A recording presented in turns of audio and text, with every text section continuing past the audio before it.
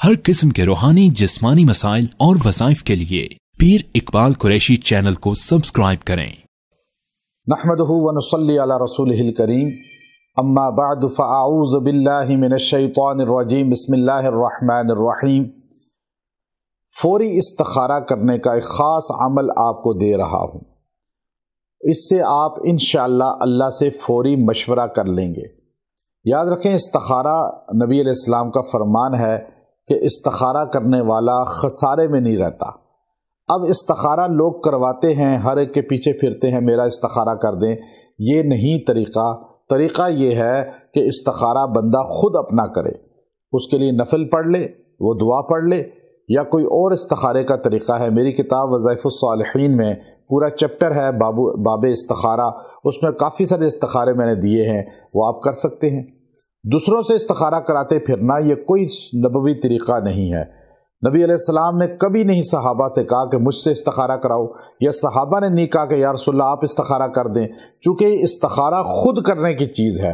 جس کا رشتہ ہے، جس کا کاروبار ہے، وہ خود استخارہ کرے۔ اگر آپ کو رات تک کا ٹائم نہیں، فوری کوئی فیصلہ کرنا ہے، فوری استخارہ کرنے کا طریقہ یہ ہے کہ آپ جو ہے آنکھیں بند کر کے تھوڑی دیر کے لیے کھڑے ہو جائیں اور ہاتھ جو ہے بالکل نیچے کر لیں، اور کھڑے کھڑے آپ آنکھیں بند کر کے یہ آیت پڑھیں، اہدنا الصراط المستقیم۔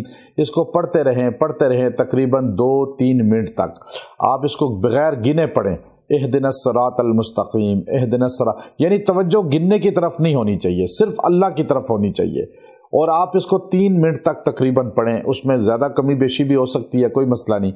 آپ اس کو پڑھتے رہیں، ایک دم آپ کا رخ اگر دائیں طرف کو مڑنا شروع ہو جائے تو یس ہے، اگر الٹی طرف مڑنا شروع ہو تو نو ہے۔ اب آپ نے اس کے مطابق پھر عمل کرنا ہے۔ آپ کو اللہ کی طرف سے رہنمائی ہو گئی، اب اس میں انشاءاللہ آپ کو نقصان نہیں ہوگا، خسارہ نہیں ہوگا، چونکہ آپ نے اللہ کی طرف استخارہ کر کے متوجہ ہو گئے۔ باقی اللہ ہی عالم الغیب ہے، وہ اس میں سے شر اٹھا لے گا اور خیروں کو انشاءاللہ داخل کر دے گا، آپ کو پھر اس میں پریشانی پشیمانی نہیں ہوگی۔ اس لیے کہ استخارہ کرنے والے کو خسارہ نہیں ہوتا، یہ فرمان نبوی ہے۔ آپ اس پہ عمل کریں۔ وآخر دعوانا ان الحمد للہ رب العالمین۔